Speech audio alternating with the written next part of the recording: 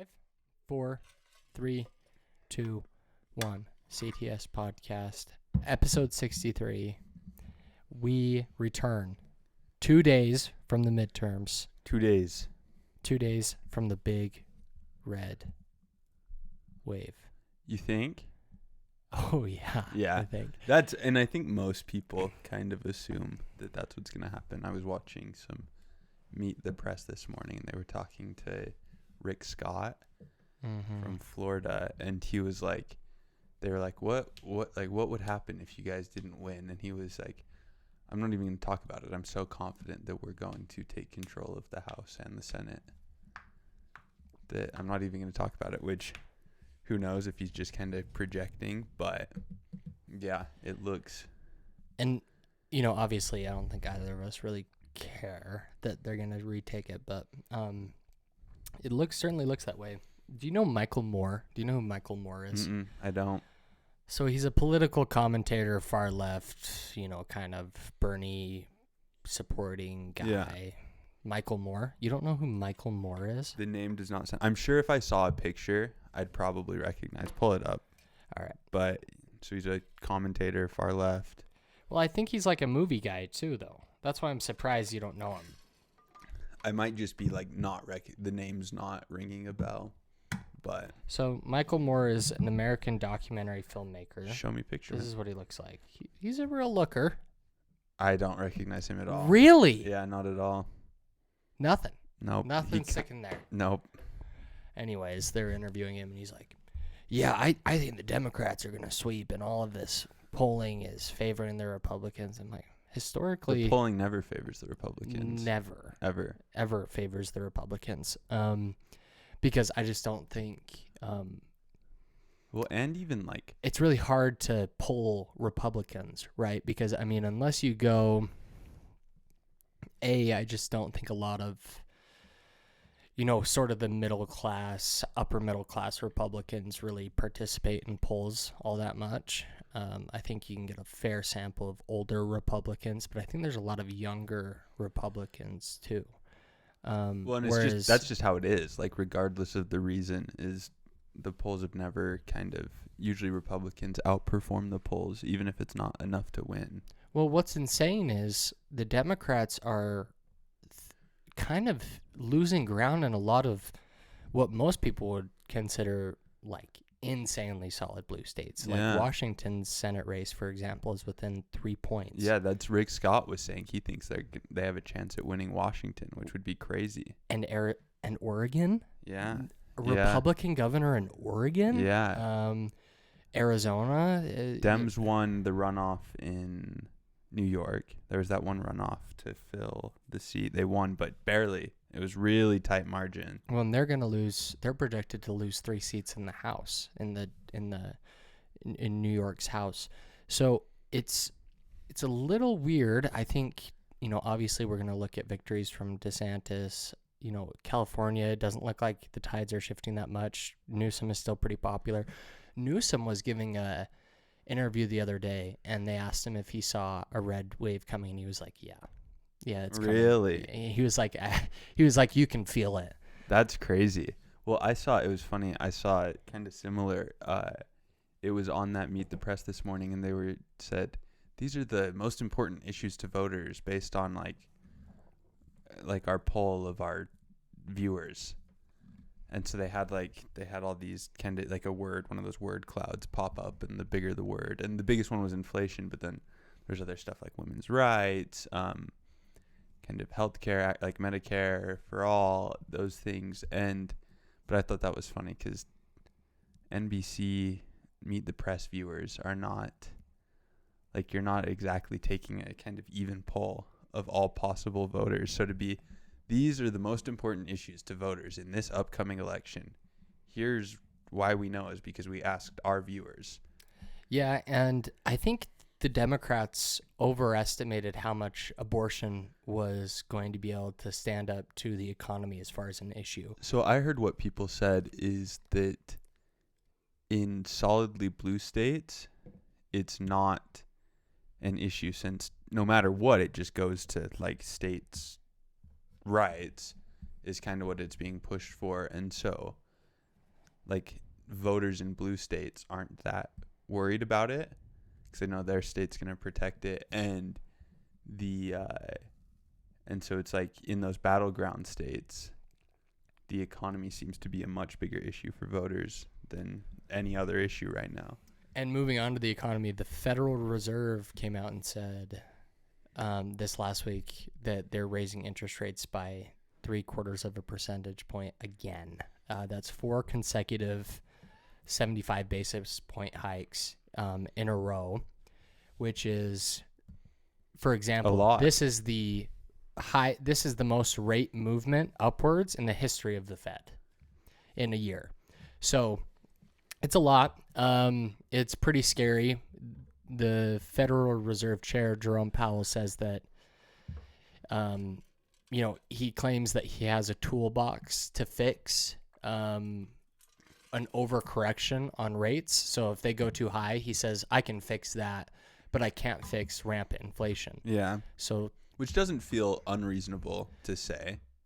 It doesn't necessarily feel unreasonable, but analysts are saying that the Fed is going to literally drive demand to zero with the rates, which means when demand is driven to zero, people won't be buying homes, for example. So, it's pick your poison at this point. Do you want people not buying homes, not being able to get loans for the foreseeable future, or do you want rampant inflation? And I think in the interim, it's probably better to have high rates, but you have to have an end goal because you can't just rise rates forever. Yeah. So home rates are going to be upwards of 7% now. They might even be going into 8% on some of them, which is crazy. I mean, you think 2 years ago we had less than 2% home loans. Yeah. 2 years ago. Yeah, it is wild that that could shift so significantly in such a short time that we kind of went from, oh, this is kind of the best time ever, and it was so best time ever to buy a home, and it was so kind of accessible for people to buy a home that you saw the housing market go crazy. So I guess, I don't know, maybe does it correct the housing market? Oh, it already is. For sure. It already is. Home prices are dropping like crazy right now. Everywhere. And Salt Lake City is projected to be one of the markets that gets hit the worst and gets corrected the most in the market because Salt Lake City it kind of got hit the worst when prices were skyrocketing. The most ridiculous. Just home prices here are ridiculous, and they kind of are going up here. Here, Colorado, Idaho, Washington, Oregon. All across sort of this region, it seems that home prices are going up pretty substantially. So that'll be interesting. The argument is if Fed forces rates up, hopefully home prices go down, and there's at least somewhat of a balance. But yeah. I heard that the rumor is that Donald Trump is going to announce in like 8 days. Yeah, he said at a campaign rally he very probably will announce, I think was the exact words he used. Probably something to that effect. He very probably will run. And then he also came up with a new nickname for Ron DeSantis. It's Ron DeSanctimonious is his new nickname. Kind of good. One of his riders got him a thesaurus. Yeah, dude. They got him good there. Ron DeSanctimonious. That's a weird one because you'd think naturally, and I guess they could run against each other, and then after the primary, DeSantis could come on as his running mate, but you'd think he'd try and at least keep relations pretty good for at least the interim. Well, I think that if Trump runs, DeSantis won't run. I've changed my mind on it. So I think if Trump announces and runs, I don't think DeSantis runs. I don't think we'll see a lot of these, more Trumpish Republicans running. I think he'll get some competition from maybe the Brian Kemp, the Chris Christie's of the Conservative Party. More traditional conservative. The Mitt Romneys of the party. But I think he'll, and if I'm the Republican Party, I say, as soon as Trump announces, I say no one else runs. We're going to run him uncontested.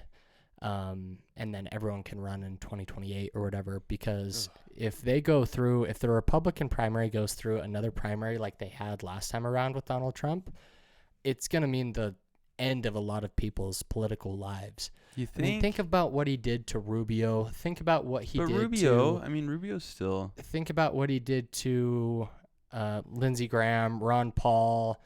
But they all still have. They all still have positions, but I mean, he destroyed them on the campaign stage. I mean, none of them were able to pull even close to Donald Trump, and none of them will run for president ever again. You don't think? You don't think Rubio will? Never. Rubio Ugh. will never run again. I don't know. I bet Rubio runs.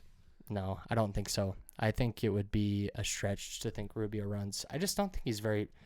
I don't know. I don't think Rubio's very popular. He did do some really. He did pretty good. I mean, he was close, right? Wasn't it? Didn't it come down to Came down to Ted Cruz and Trump. Ted Cruz and Trump? That's who it was. But Rubio got there close to the end. But yeah, no, I don't know. I think there's a large enough movement within the Republican Party that like against Trump that at least some people run. I don't think they come out and say nobody run. That's what I would do if I was running the Republican Party. I would say no one run against him because we can't divide our party any further. But do you think, I don't think people that would have voted for Trump if he doesn't win the Republican primary would go, okay, I'm actually going to vote for the Democrat candidate. I don't feel like it's I think they absolutely would. I think that they'd vote for you think? I don't think Trump, I don't think they'd vote for the Democrat. I don't think they'd vote at all. I don't think they'd get nearly the turnout that they need. And it's the same thing if Trump were not to win the nomination, and the only exception to that is DeSantis. I think DeSantis is in the middle, but so like here's Mitt Romney, here's Donald Trump. I think DeSantis is somewhere here, maybe a little bit more to the Trump side. I think DeSantis could capture Trump voters if DeSantis were to, say, win the nomination over Trump. I think we'd see a lot of Trump voters just go to DeSantis. But I think that if Trump were to run against, say, a Mitt Romney, those Mitt Romney supporters will not vote for Trump, and they won't vote for the Democrat. We won't see the type of turnout for the Republicans as we would otherwise. There's just no way. But I don't think those voters would vote for. They're not going to vote for Trump anyway, right? You think Mitt Romney voters, like you're saying, I don't think they vote for Trump anyways. You think that the difference between them voting for Trump or not is whether someone runs against Trump? I think it could be. That if no one runs, they just go, yeah, fine. I don't know. I think it could be. I think that if we were to get into a tight primary between, say, Trump and we'll keep using, for example, Mitt Romney, and they were to get all the way to the end, I think that hurts Trump's chances of gaining those types of voters more than if he were to just run uncontested in the primaries. Yeah, I don't know. It seems weird because most of the Republican establishment has kind of moved away from Trump, supporting Trump. I wouldn't say that at all. In fact, I would say the opposite of that. I don't know. Just the whole kind of election fraud narrative, right? It was Trump's big thing there at the end, and almost entirely everyone's moved away from that. Besides very few, there's very few Republican members of Congress that are still kind of touting that. Well, I think that you look at it's not just necessarily the election was stolen stuff. You look at, for example, Carrie Lake in Arizona, who is the biggest Trump-supporting woman on the planet, and she has really tied into and relied on this idea that Trump has endorsed her, and she should move. She should be Arizona's governor because she has this endorsement for Trump. A lot of her policies against media, against this deep state, I think those ideas still carry very firm in the Republican Party. And it's not something that was talked about prior to Donald Trump, besides maybe with Ted Cruz. You think of John McCain, you think of Mitt Romney. None of those Republican nominees had these ideas of media, disinformation, election vulnerabilities, nationalist ideas. That's not a bad thing. Necessarily, it can be.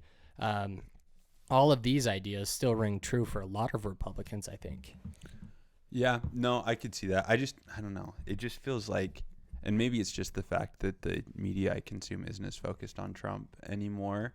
It just doesn't seem like he has as much support.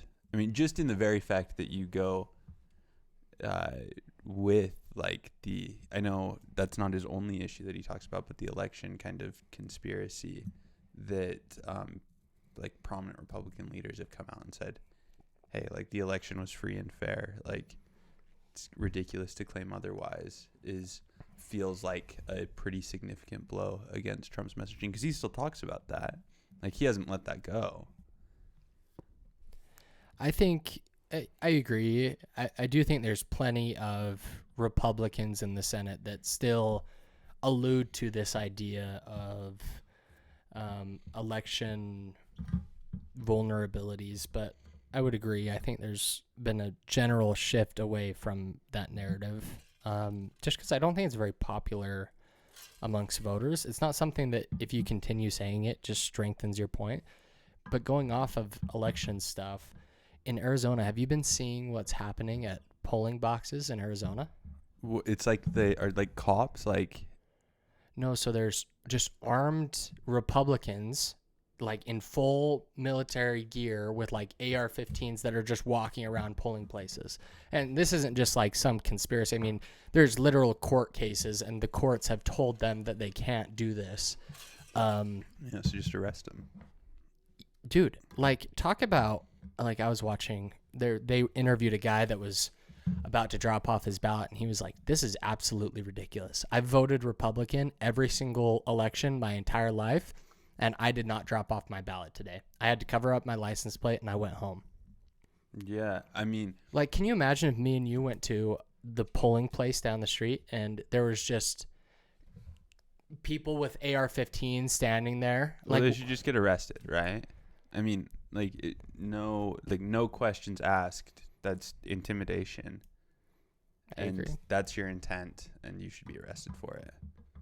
Yeah, it's weird. I mean, if we like, for example, if in Mexico, if you had the cartel that were just standing over every polling place, you'd be like, "Oh, what is this? This is insane. This is anti-democratic. This is crazy." But in the United States, it's free speech. It's they're practicing their right to bear arms. Granted, I think a lot of people probably take the view that that's crazy.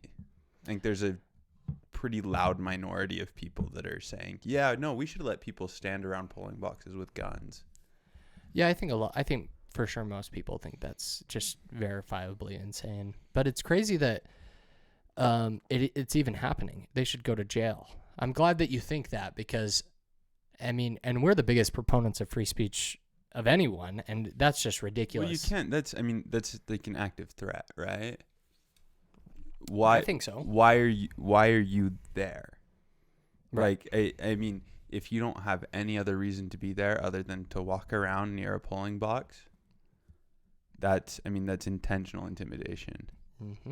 Is it even? Yeah, it is pretty crazy. Because I mean, if you were anywhere else, if you were anywhere else, like if a judge was going to, like, if there was a court case going on, and you like walked around next to the judge's house with firearms, like, oh, I'm just walking around. Or a juror's house. Yeah, or a juror's house, or like even the courthouse nearby as like the jurors were entering, you'd get arrested immediately. So I don't know, you were talking about court cases. I haven't heard about it that much, but it sounds like people are probably going to be getting. Yeah, well, it's like an ongoing litigation, but I think I saw a report the other day that it's already been ruled that there's restrictions on it already that are going into effect. So that's interesting. It's funny to me to see this sort of collapse of the Democratic Party because they've refused to address real issues, and now we're seeing just a shift from Americans that are switching to Republicans who really are no better at managing the economy. In fact, historically, Democrats have done better at managing the economy than Republicans. But the thing about it, that they've had the House, the Senate, and the presidency, and they've done so far nothing to address inflation. They've Well, they done tried to hurt it, right? With like the gas price thing, like right. talking to the Saudis. I mean, that's crazy. Well, yeah, and they're rejecting this narrative from the Democrats, and the Republicans have had the weirdest narratives this past couple years, which is why to me it's also weird that they're becoming so heavily favored right now, because you got to think about the points that the Republicans have been playing, or Republican news outlets have been playing, which They are is talking a lot more about inflation right now. Yes. So economy, inflation, but think about like, oh, we need to protect your children in schools. You need to protect your children in schools, which to me, when you say that, that just doesn't, it's almost like a non-issue to me, but it's that, I guess that idea has stuck well with voters across the country in rural areas that buy into this idea. I wonder if there's any, sorry not to interrupt, but I wonder if there's any thought of, we don't think the Democrats are going to do a good job addressing inflation unless we start talking about it and they realize how big an issue it is.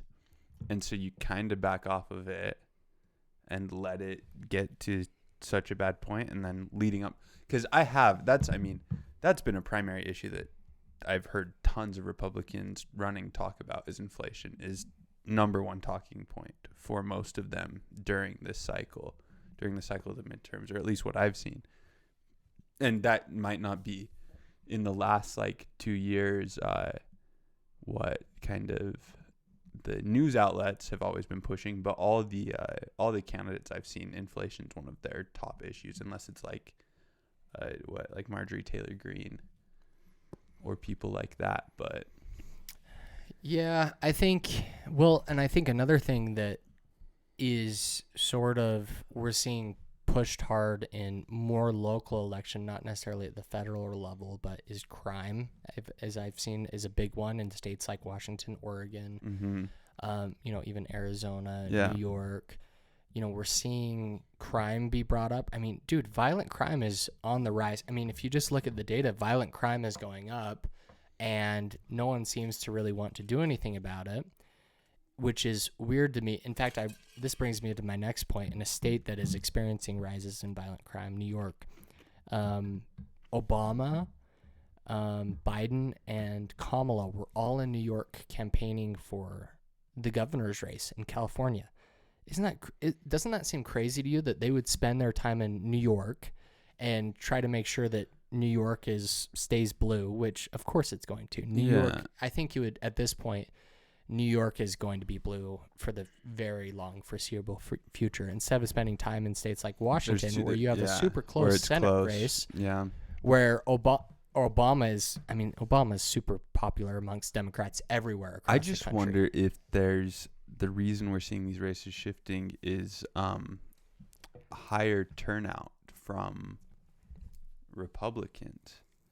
Just in the sense that I think in places like Washington and Oregon, obviously you've got kind of the big coastal cities that are overwhelmingly Democrat, but for the most part, like further east in those cities or in those states, it's largely Republican, and there's less people. But so I'm just wondering if more of those voters are turning out. I think there's probably a mix of both. I think more of those voters are turning out, and I think that we are going to see a big switch from people that voted for Joe Biden in 2016 that are voting for Republicans in local, or 2020, that are voting for Republicans in these elections. Because, I mean, don't forget who Biden was running against. He was running against Trump, right? So I think, maybe we'll see that this vote was against Trump and not necessarily against the Republican Party. And like I said, the Democrats just have not taken hard stances on issues that matter to Americans, like the economy, and people are feeling the pain, and they think that because they're feeling the pain, the Republicans are going to step in and fix it. Well, it's just, you got to change something, right? We've had Democrats in the House, Senate, and the presidency for the last 2 years, and things haven't gotten better. So I think a lot of people are going, well, let's change it and not run it back with the same kind of people choosing things. Yeah, and I think that, one of the big talking points from this on the Senate side is, if you let Democrats stay in power, we will codify Roe v. Wade into law, but it seems sort of like you said, the economy is a bigger issue right now. 100%. I think people are because the economy is interesting because you immediately feel the effects. I mean, everyone immediately feels the effects of the economy, whereas I think people still see Roe v. Wade as a moral issue. And as much as the Democrats say it's, there's all of this support, I have not seen the sort of outcrying in support for Roe v. Wade as I have with, for example, economic change or reducing inflation or and the economy is always the biggest issue, right, for voters. I mean, because especially when the economy is bad, it's always the biggest issue. Because like you said, it's hitting people directly. I mean, there's a lot of things that are important but can feel tangential to voters' lives, as opposed to the economy where everyone has to go buy groceries.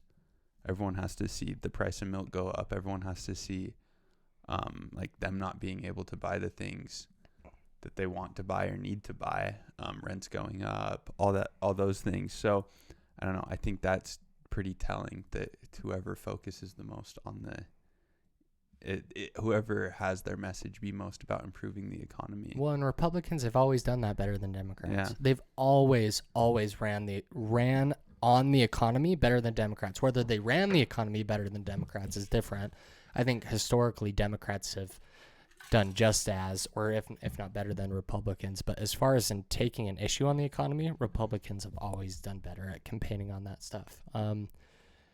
Moving on to quickly we'll talk about the war in Ukraine. You know what? Let me get your thoughts on this real quick. Mm-hmm. So it was widely reported, and it hasn't been denied by the White House, that Joe Biden sort of lost his temper and raised his voice on a call with Zelensky after Zelensky said that he needed more money and more supplies and more whatever from the United States and that we weren't doing enough.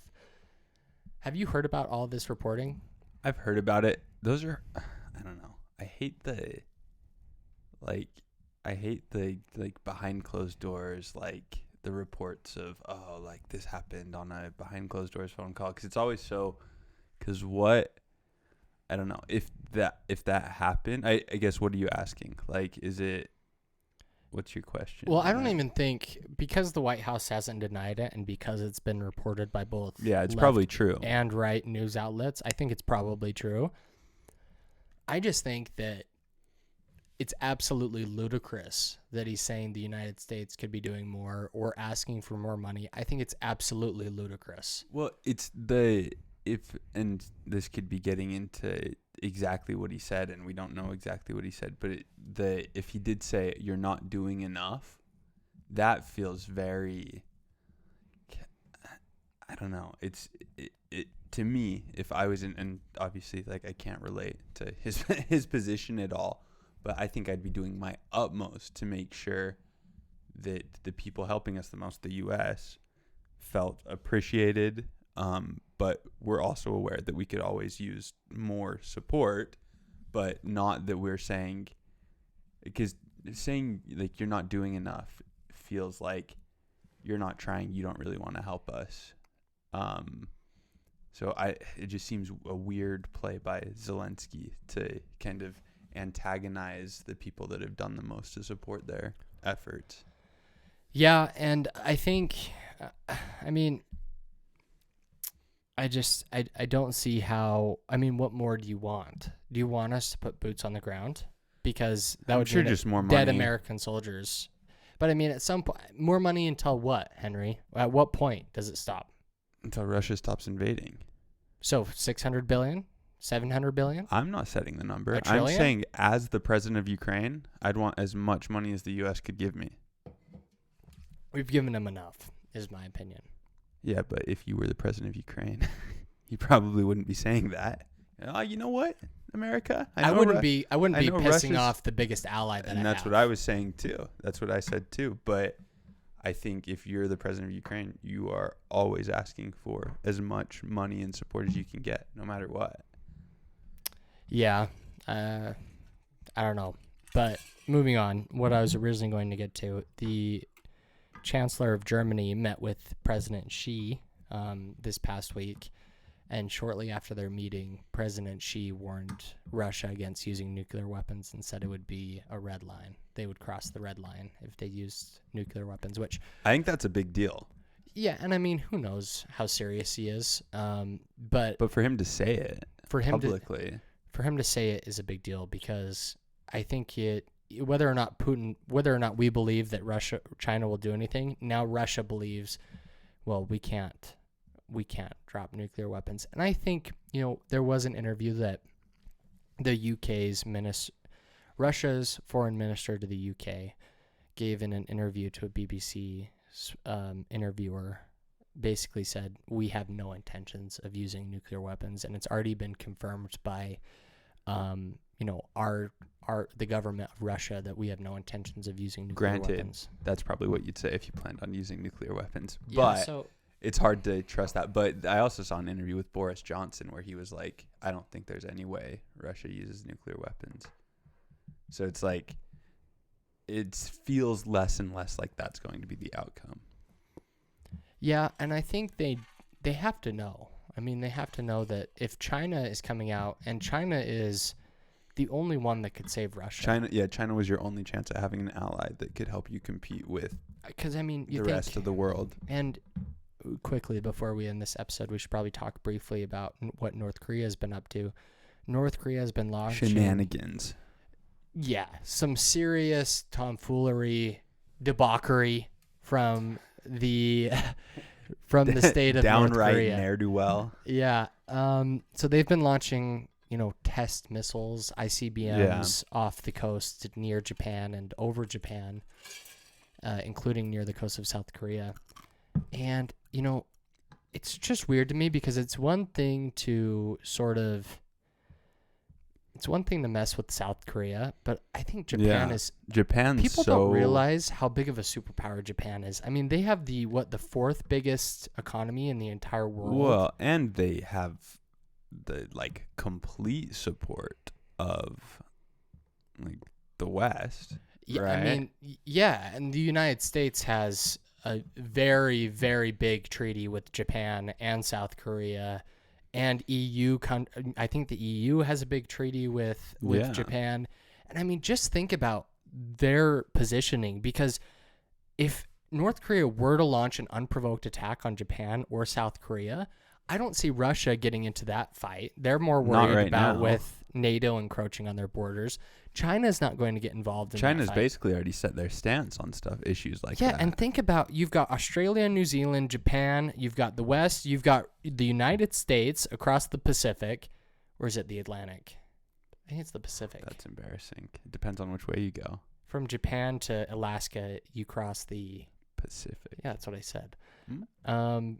You have all of these countries that are firm allies of the United States. We would just destroy them. I mean, it's not even like a Russia conversation, because I think we would destroy Russia. Every few years, North Korea pops up with a little bit of they're trying to stir the pot a little bit, and not a ton happens.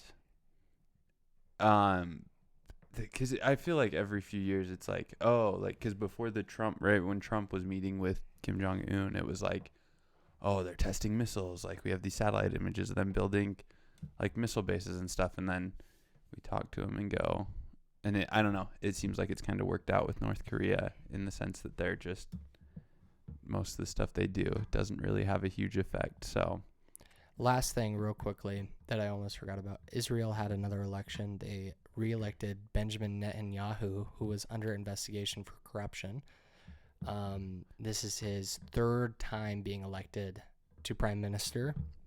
So, really interesting stuff. He's forming a government with a far-right coalition in Israel, which people are saying could present issues between Israel and kind of repairing relationships in the Middle East. Saudi Arabia and Israel are becoming closer as of late, because there is mass reporting that Iran is getting ready to invade Saudi Arabia. Jeez. Saudi Arabia has put the United States on notice that Iran is going to be invading within the coming months. Wow. Which would not be too great.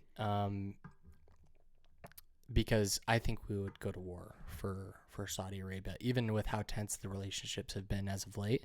I think the United States would defend Saudi Arabia in a war. Yeah. Would we put boots on the ground? I don't think that'd be very popular. I think, for example, putting boots on the ground. Well, after just getting out of Afghanistan, Putting boots on the ground in Ukraine would be more popular than putting boots on the For ground sure. in the Middle East. Yeah. People just don't like going to war in the Middle East because you can never win. I mean, there's no winning in the Middle East. Yeah. So anyways, we'll wrap up the podcast let's call episode it. there. CTS Podcast, episode 63.